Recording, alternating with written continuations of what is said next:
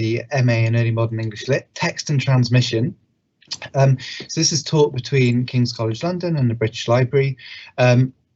And if you want to find out more about it, we've got an Instagram page, we've got various websites, and you can always email me on the email address there, daniel.s.smith@kcl.ac.uk. So I've been working on this MA for about 5 years now, and I might be biased, but I completely love it. I think it is so exciting, and it's such an unusual and rich way into one of the most interesting periods in English literary history. We have here the plaza of the BL, where we do a lot of our work. It's sort of your office for the year. You have on the left an example of a printed book with lots of manuscript annotation that I think is a great exemplar of the kind of work we do. How do we encounter texts? How are books as sites of meaning places where we can generate ideas and generate new kinds of literary readings while still getting our heads around major figures and major moments from the period? You can see Sir Thomas More's name there, you can see Sir Walter Raleigh's name there. So why do we call it text and transmission? I think the main thing to say, from undergraduate, we're very used to reading literary works. We know we come out of it as great close readers. We know about genre and form and style. We know how to read for ideology, for politics, and we have various critical tools at our disposal. What this MA does is it puts books back in your hand and it says, well, what about this object? How does that have its own history? How does that communicate? What are the agents at work in making an object like this? And how can we interpret them? So what are these sites of interpretation? What are the kinds of furious debates raging in these physical objects? So we look very closely not only at literary texts, but the way they're produced, the way they're circulated. You'll come out of this MA an expert in analysing books as objects, describing them, but also knowing what to look for, knowing what questions to ask of them. You'll come out knowing how to read Renaissance handwriting, which is no mean feat, and how to use archives. And one question you might be thinking is, why do books matter? Not only in their materiality, right? What is the nature of the matter of a book, but what are the big ideological debates that go on within them as objects? The really exciting thing about this MA is our partnership with the British Library. So at regular points through this Masters, you will be able to go behind the scenes to a private room in the British Library where some of their incredible collections are brought out. You can see here, they'll be put on stands in front of you. You will be turning the pages, you'll be picking them up, feeling how heavy they are, things like that. So really getting to grips with them in a very hands-on way. And so curators from the British Library will bring out their favourite objects and use them to structure debates about the emergence of printing as a technology, for example, and how that revolutionises ideas throughout Europe in this period. They will bring out manuscripts and show the unique personal quality of a handwritten document and how that might communicate something very special about a text. You will spend a lot of time in the British Library. It is a very daunting place, but we want to familiarise it to you and give you the feeling that you are able to use this in a confident way. In doing so, you're going to be learning some of the most advanced research techniques in terms of using libraries and databases and archives and other kinds of very serious resources available at places like the BL. And you'll be working very closely with curatorial staff there, as well as staff at King's. So not only do they work with you very closely in the first semester, they supervise dissertations, and they're always available on hand. If you pull up a book, a rare book, and you've got questions about it, you can always email them to ask.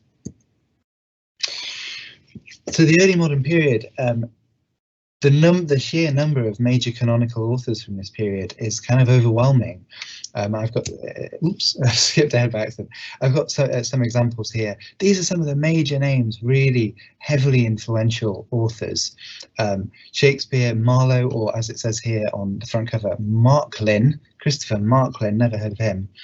So we have the major figures of drama, Kidd, Johnson, Afraben, serious poets, Spenser, Sidney, Donne, going right up to the Restoration, to the Civil War with Marvell and Poulter.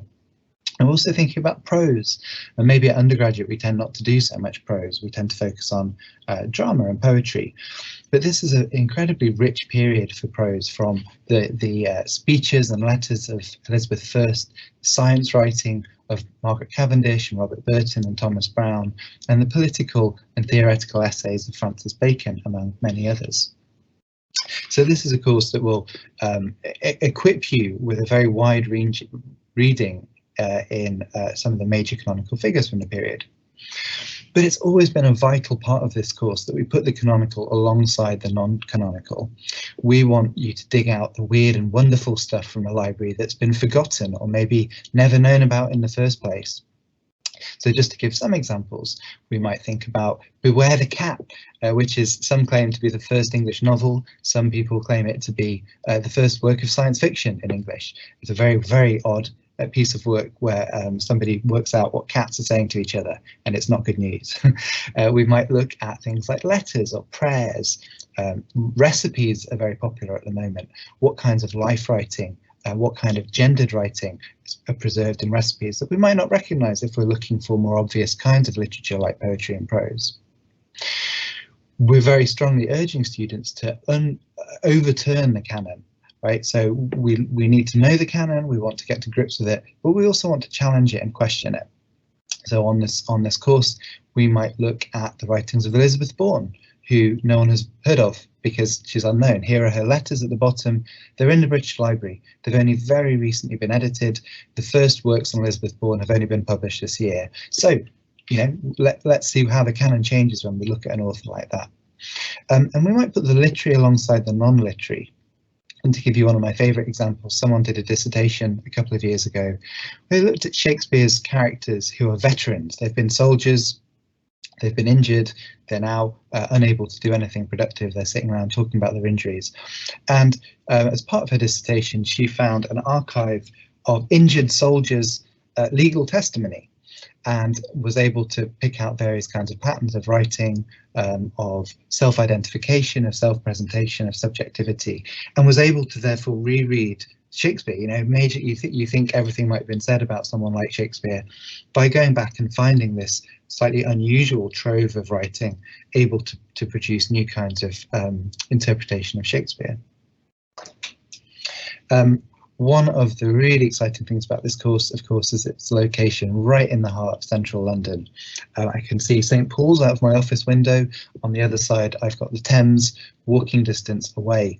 We work with the Globe, we work with all sorts of other major cultural sites. The picture at the bottom is a picture of St Paul's Cathedral Library, where we go for tours sometimes. It's shut at the moment, but we'll be going back there in future years. We might do local walks to see the area where the booksellers around St Paul's were gathered. We go into sites, so we might go into Westminster Abbey Muniments Room to look at their rare manuscripts or rare books. We might go into the Wellcome Trust to look at science writing. And we try and organise tours to the National Gallery, the National Portrait Gallery, and places like the Vice Gallery, which is a private diva in Renaissance portraits. These incredible places dotted around London, and we've got very good relationships with them, and we try and go in, whether that is staff-led or student-led. We've got a very exciting student body, and they're going to talk to you in a bit about the kinds of events that they put on too. But of course, it's also worth saying, you're studying English lit in the sort of place where it happened, where John Donne was walking around, where Shakespeare was putting on plays. And at the moment, it couldn't be more exciting as a place to be, right? We've got the National Theatre, the Globe, the Barbican.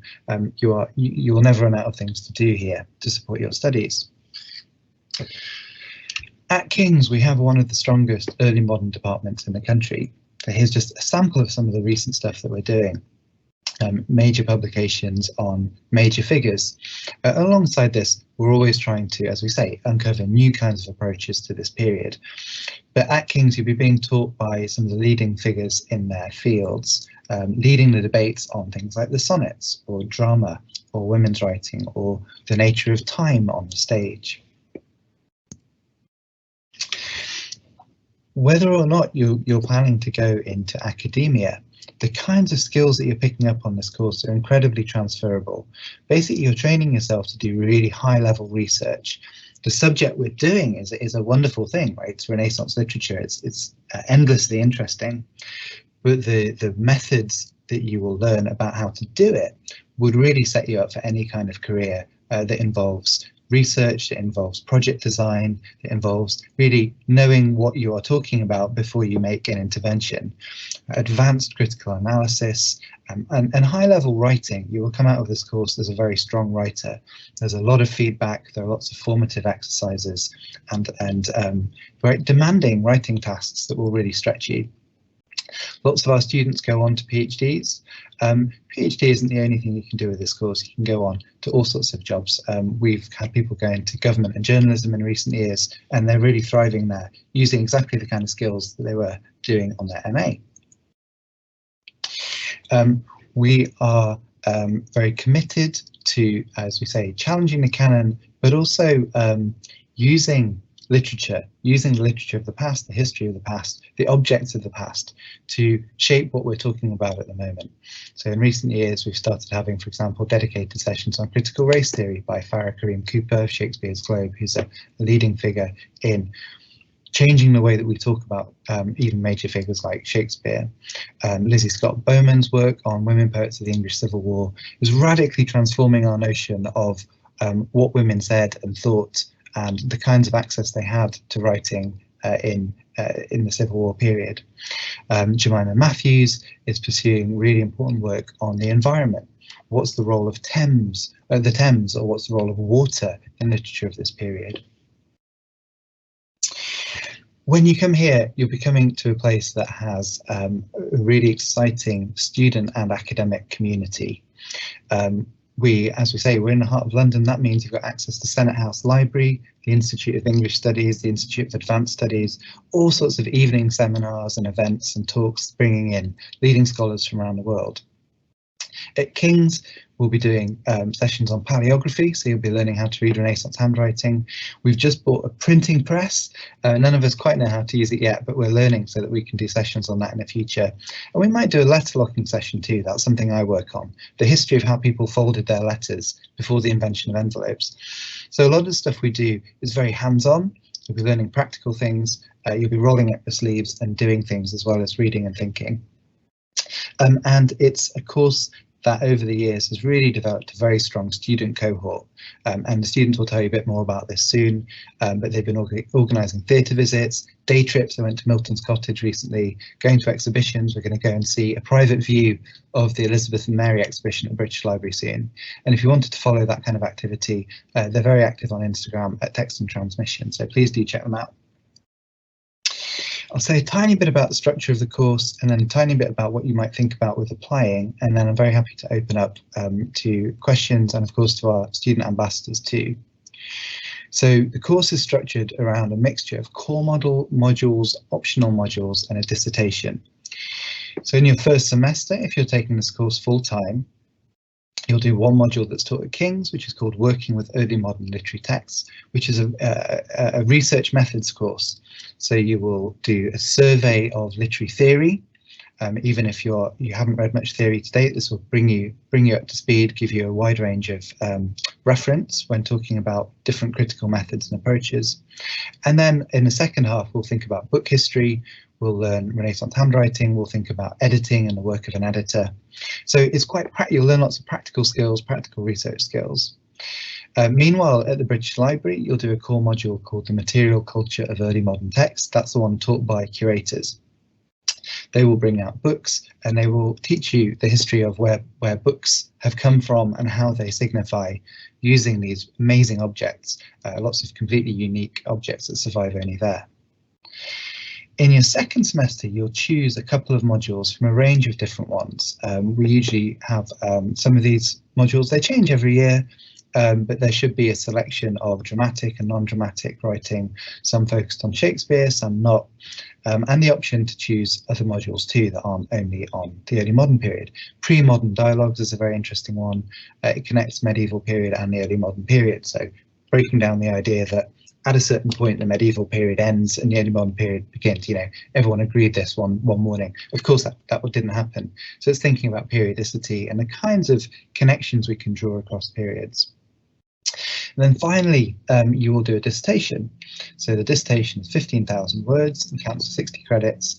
And in the build up to that dissertation, you'll do a portfolio of tasks, including a kind of literature survey, things like that. And they will give you the structure of building up your research method skills so that the dissertation itself isn't too daunting. And then the final piece of work allows you to really pursue whatever interests you want. And we've seen all sorts of really exciting dissertations over the years. And the hallmark of them really is that they tend to take an unusual angle on the early modern period and then draw in something canonical, put them side by side, and show how a better understanding of a lesser studied aspect of the early modern period can absolutely illuminate many of the things perhaps we've taken for granted with our canonical figures. I'll just say a few words about applications and then I'll turn the slideshow off. When you're writing, be as specific as you can. So don't just say, I'm interested in literature. Tell us why you love the early modern period. Why are you applying to this MA? Who are you? What have you read? What gets you excited? Was there a particular author? Was there a particular text? Maybe even a line in a poem that really got you thinking? Maybe there was a critical approach and you thought, oh, I never thought about looking at literature this way, and I could really see myself taking this further. Or I completely disagree with it, and I really want to challenge that reading by doing something differently in my own way. So you might want to tell us, why are you applying to this MA? What are the kinds of ideas or texts you want to pursue? And maybe what kind of career do you want to go into? So those are some general tips. I'm happy to expand on them. But I'll wrap up there and I'll finish the slideshow and then we can open it up to questions. So thank you very much.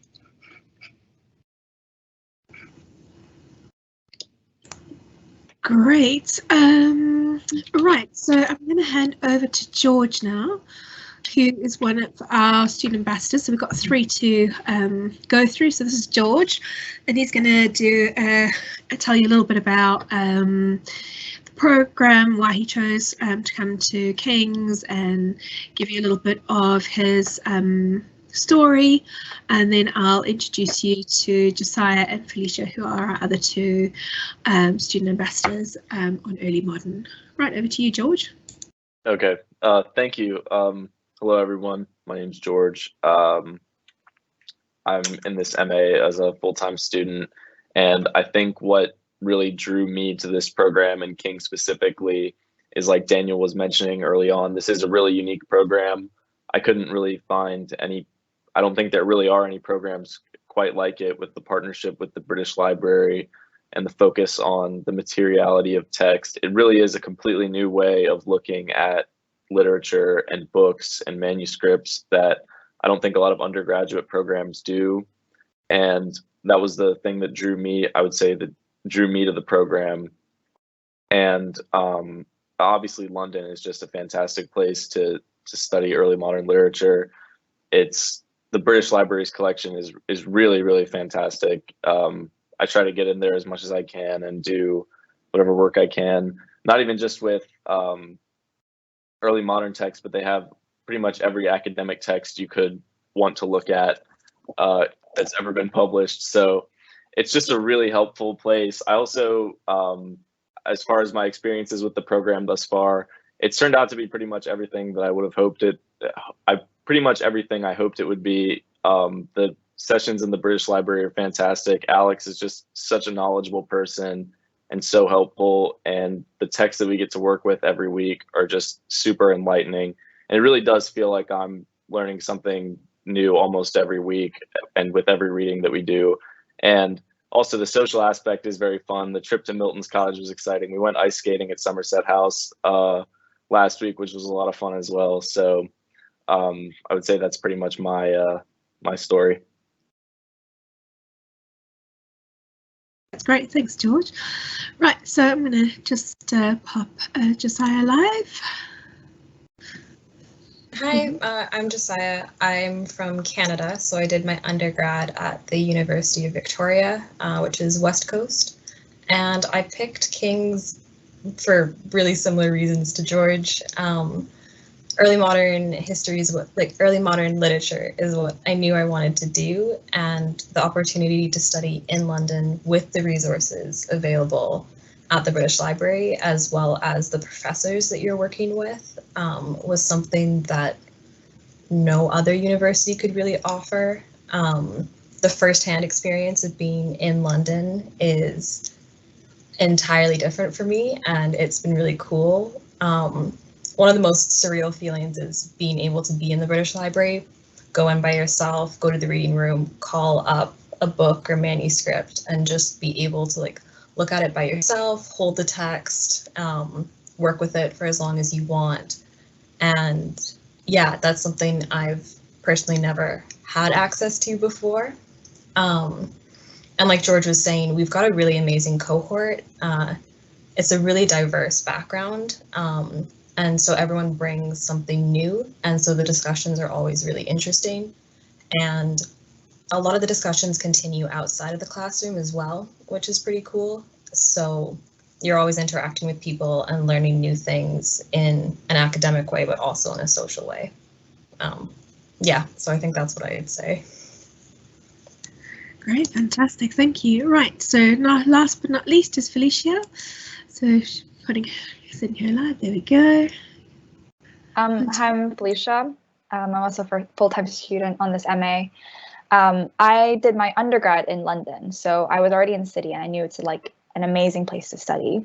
But what I will say, alongside what Josiah and George have already said about the program, what drew me to the course is that it really opens up London in a way that you won't experience as a sort of member of the public, I would say. Like before, the British Library, like institutions like the British Library is definitely something intimidating, but by being there every week, by working with the curator, by being told specifically to go into the reading rooms and engage, you really feel like you are meant to be there. And this is true for other institutions we've been to. So for example, last week we had a class at Lambeth Palace Library, which previously I didn't really know how to access, but now I feel like I can go in there, get a reader's card, and look at their collections too as a researcher. So what the greatest gift that this MA has given me so far is like the confidence to pursue research as a researcher and really take advantage of what London has to offer, because it really does just open up so many doors to you, not just physically, but also sort of mentally. Yeah, and also a big reason as to why I think we have such a great bond as a cohort and why our classes are so interesting is also because it's quite small. It's quite a small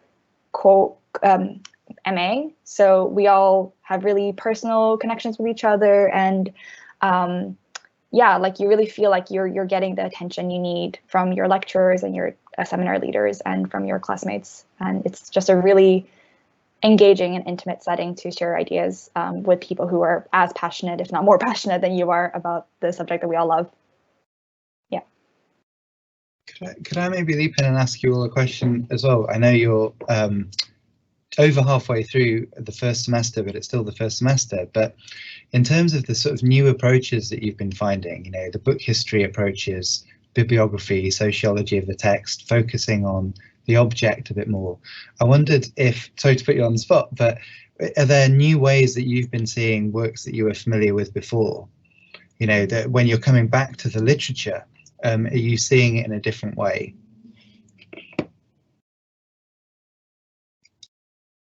Should I go first? Or I guess I'll go first.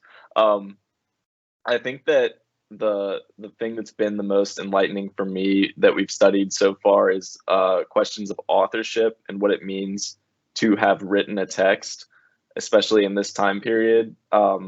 Like, for example, with the proliferation, with what we've learned about manuscripts and the proliferation of sonnets, and how a poet, say John Donne or someone else, would have written a sonnet, given it to one of his friends, who would have given it to one of his friends, who might have given it to one of his friends, and all of them would have copied it down, and it just becomes it's getting further and further removed from the source. And so at what point, and our surviving copy in an edited edition might come from someone else who's not John Donne. So at what point can we say that that author wrote that sonnet, or what does it mean to have written a sonnet or a poem or a piece of prose? And so that's one thing that I think has been really interesting to look at specific poems and specific prose that come from manuscript copies that are not written in the author's own hands. And it raises a lot of questions about, again, what it means to have authored a text. For example, we looked at some Shakespeare sonnets in class last Thursday, where an author changed the word 40 to 3 score in their manuscript copy, and we sort of talked about, you know, what might that have meant in that poem, and why might that author have chosen 3 score instead of the word 40. And so I think that's sort of way of probing a text for authorship and sort of the purpose of a text is really interesting. It's not really something that I think that I really considered during my undergraduate education.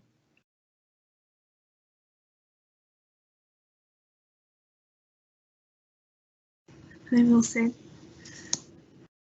Yep. Yeah, to piggyback on that, what we've been learning about quite recently is being able to trace the way books go through a personal collection. And that was something I hadn't really considered before, because when you interact with these texts, you're interacting with them usually at a library. And so you're kind of imagining them to be much more widespread, but then being able to trace through like shelf marks and looking at annotations and everything, you can see how people on a very individual level were constantly interacting with text and the different types of text, and that was something really interesting. And then through the British Library, you can go through sale catalogs and things like that and trace how these books got to like the British Library today, that we can use them. Or more interestingly as well is, where did the books go that we don't have, that we know of, that got destroyed or are just missing and are somewhere waiting to be found. And I think that's a really exciting part of it as well.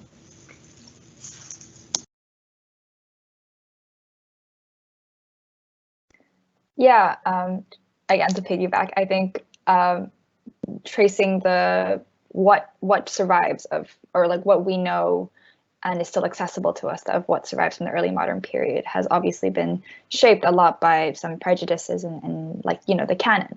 So I think what I've been thinking more about recently, by looking at things that maybe only exist in manuscript or only exist in early printed forms, is what the canon excludes and who those people were. So specifically thinking about women's writing, often which only survives in manuscript and hasn't been made accessible through printed versions or modern printed editions. You really get to engage with why exactly things were excluded from print, why exactly things were excluded from wide circulation, and you get to engage with what survives of what wasn't circulated, which is really really cool, is the best way I can put it, to look at all these things that matter to someone out there but didn't make it to the wider sort of academic sphere or public sphere. So yeah, I think by thinking about how things were circulated and how things were shared, and like sort of the sense of privacy, can open up a lot of avenues of reading lesser known texts, things that may not be as interesting literary wise or linguistically, but matter in other ways. That's really fantastic to hear. But yeah, as you were saying, I was thinking about something. I've just come from teaching one of these classes and thinking about a text that isn't a literary text, which is a printer's introduction to their volume, and where they're saying, a courteous reader like you will of course want this play because it was never performed, and therefore it's more true as a play than a play that was put on at the theatre.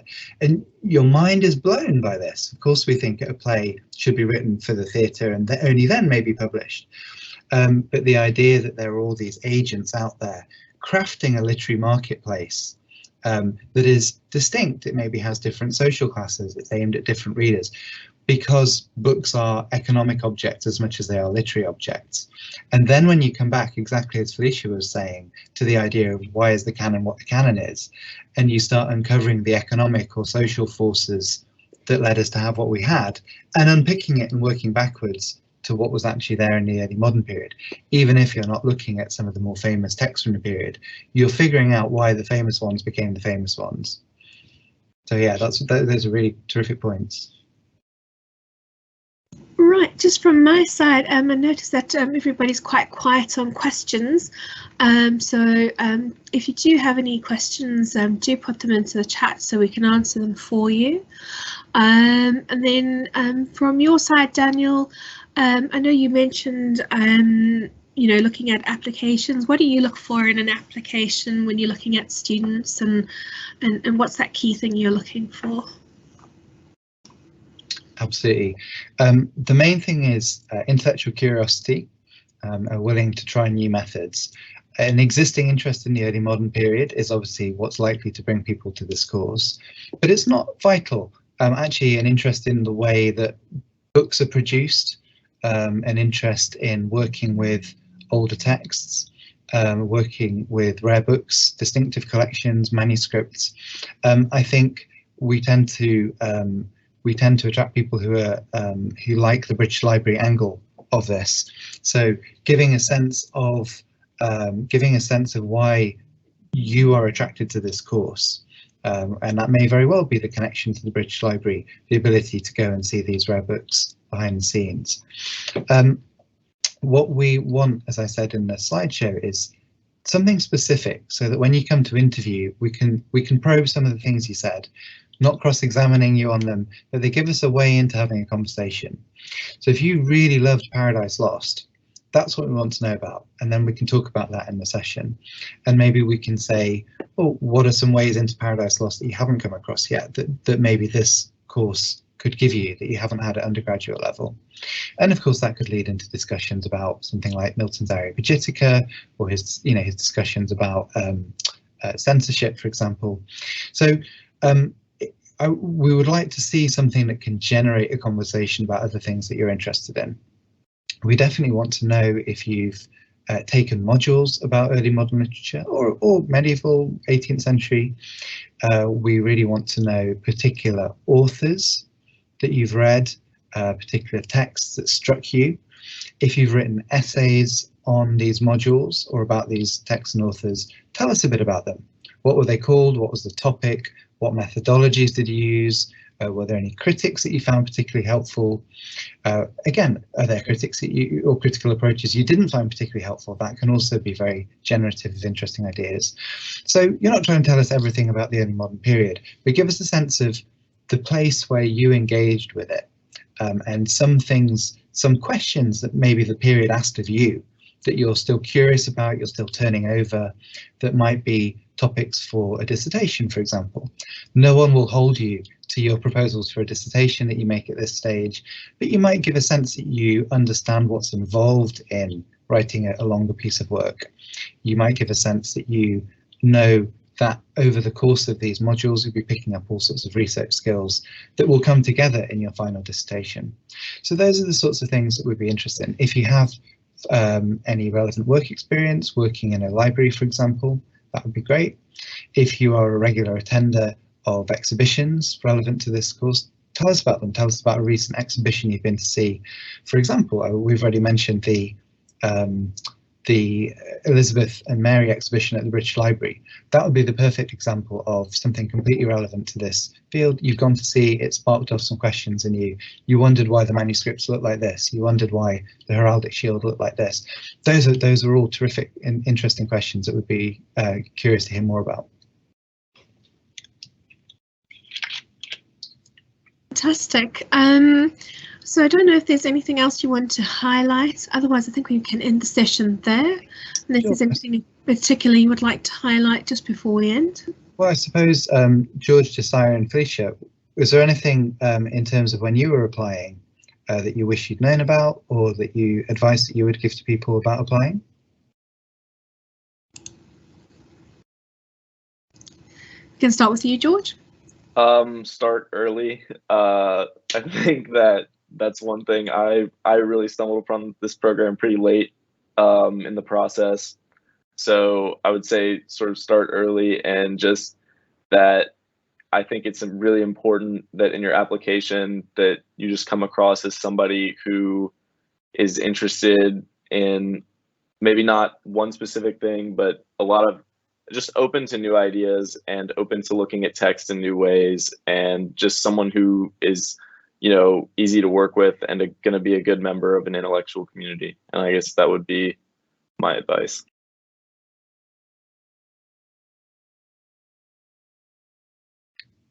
I guess what I'd say is the passion that you have in this area, whether it's in the literature or the book history aspect or something else, making that the most prominent part of your application, because passion isn't something that can be taught. And so that distinguishes you from other applications, and it shows why you'd be wanting to do this course, why you'd be a hard worker, and also, I believe, indicates the quality of work that you'll be able to create during the course, by the end of the course, and like leading up, completing your application for the course.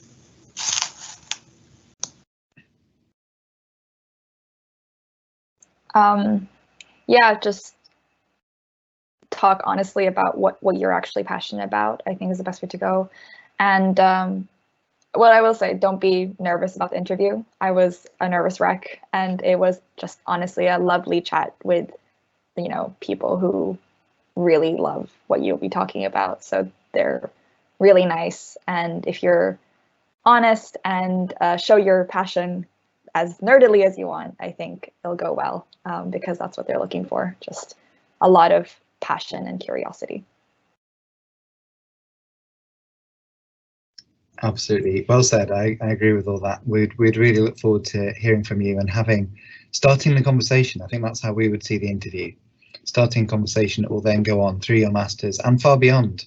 We really stay in touch with our master students, and they want to continue the discussions that we have on this MA for many years to come.